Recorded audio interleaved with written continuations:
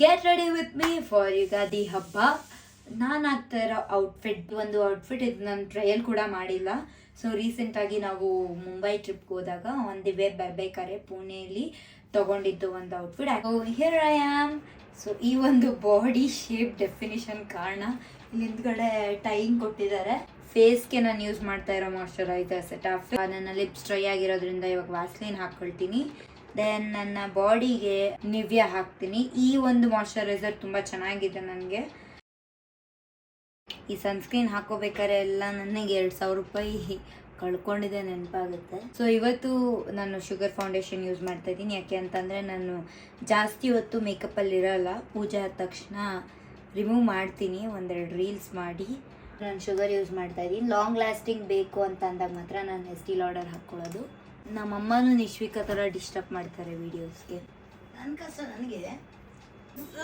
ನಿಶ್ವಿಕಂಗೆ lipstick ಬೇಕಂತೆ. ಹಾಗೆ smile ಮಾಡು, ಹಿಂಗೆ ಮಾಡು.